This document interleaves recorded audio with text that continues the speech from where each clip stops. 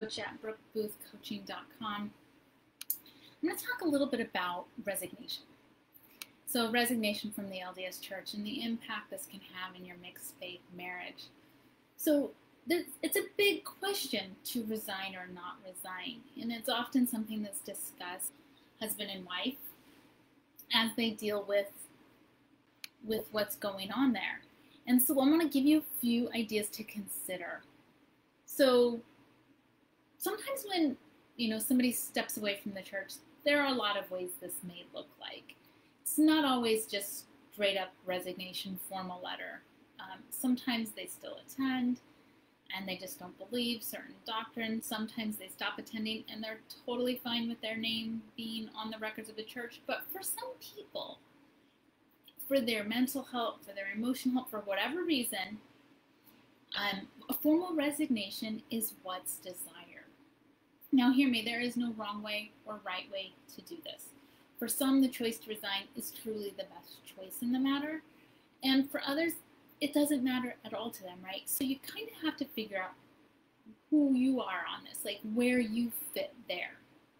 So I'm going to talk about this decision to resign and some of the common, what I call thought errors that arise around that and how to deal with that.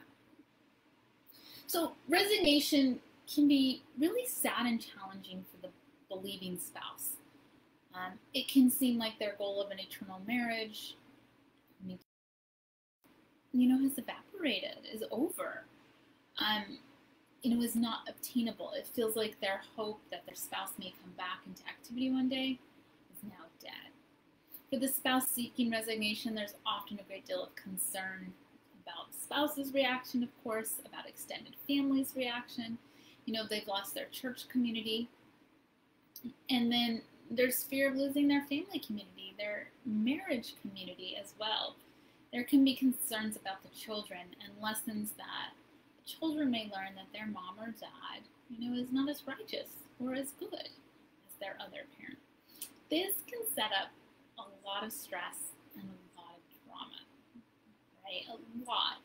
So, like I said, let's talk about a few things to help manage that and a few things to consider if resignation is under serious consideration in your family or if it's already been done. Okay, so first, I'm going to offer you some what I call thought errors, meaning things that don't help us as we navigate decisions and as we work through these things, and then some thoughts about that. So something I see come up a lot here when resignation is on the table is this idea that there's no good solution. And one of my favorite sayings, things that I repeat to myself is every problem has a solution. It's one of my favorite sayings. But I totally know when we're up to our eyeballs in stress and fear, we forget this. We really do. We think we're the exception. We think this problem does not have a solution. And I get it. So I'm trained as an attorney. I do work in a commercial litigation. And I've done it for years. When I was new to this type of work, I used to get a new case and I'd be like, no solution here. We're wrong. No good solution here. My boss would say this to me. He'd say, there's always a solution. There's always a solution. And guess what? He was right. He was right. There is a solution. There's always a solution to the most daunting legal pickle, and there's a solution to the most daunting mixed faith marriage situation, including resignation, right? So just like with each case, it may take some work. You may need to get some outside help. You may need to, speak to somebody with more experience or different perspective. There is a solution to every problem, everything. So the question is, are you willing to believe that? Are you willing to believe there's a solution and keep looking for it?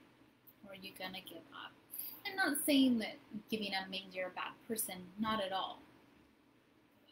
It's a really powerful thing to believe there's a solution when you're up to your eyeballs in how can I make this work? How can I make this work? How can I make this work? Because a lot of times that means I can't. So really stretching ourselves and starting to shift towards solution-oriented thinking can really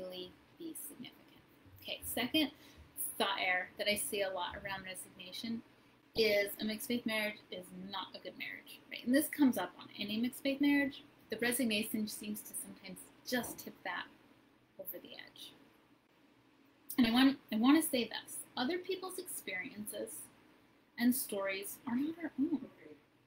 You know, unfortunately, there are many terrible, terrible stories around mixed faith marriages, and you know, examples of suffering and unhappy spouses and the like. And this is simply not the case for all mixed faith marriages. There are many non-mixed faith marriages that fit this description of, you know, unhappy and suffering, and there are many mixed faith marriages who are really healthy and are really happy and really great places to raise wonderful kids. So can you believe that? Like, does it feel possible? Can you practice believing that your mixed faith marriage can be a wonderful mixed faith marriage? And you may be thinking, Brooke, what does this have to do with resignation?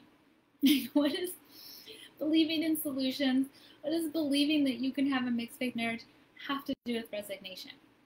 And I want you to hear me on this. It has everything to do with resignation. Because a lot of times when we're faced with resignation, what comes up is there's not a solution here. What comes up is this is the problem. What comes up is this isn't going to be good for the marriage. This isn't going to be good for the family. This isn't going to be good for the kids. And I want you to be aware of those and challenge those. Is that even true? Is that even true? Does somebody else's experience have to be your own? Is there really no solution? I don't think so.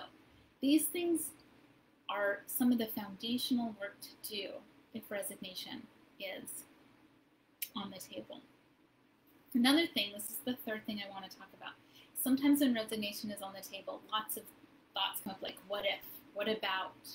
You know, fill in the blank. I'm concerned about, fill in the blank. On and on and on about kids, extended family, the spouse, anything.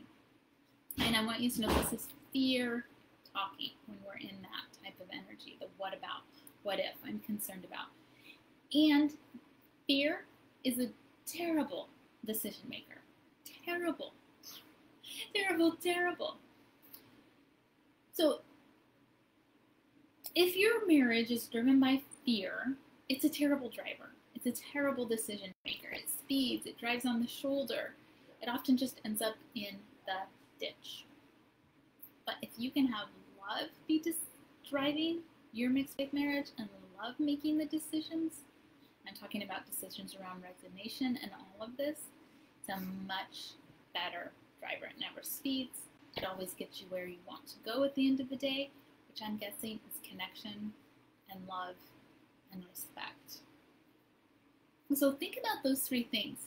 They may not be specific to resignation, but they are deeply intertwined in any sort of conversation around resignation. And I think these things need to really be looked at and considered when resignation is on the table. Because I think if you can address these three things, really believing there's a solution, really believing you can have a great mixed faith marriage, and letting love be the driver and not fear in your marriage, it's going to change everything for you. The whole discussion around resignation will be completely different. Completely. If you need help with this, if you're like, I kind of get what she's saying, but how do you really do this? It's okay. That's what I do. I'm a life coach who can help you with this. Reach out to me at brookeboothcoaching.com. Message me there. Set up a time for a free call. You can message me directly on Facebook too. We'll set up a time for a free call. We can talk about your marriage. Talk about what's going on. Talk about if resignation is on the table and what that's bringing up for you and your spouse. Because remember, there's a solution for everything. You can have a great mixed faith marriage. And love, it's a really good decision maker, really good driver.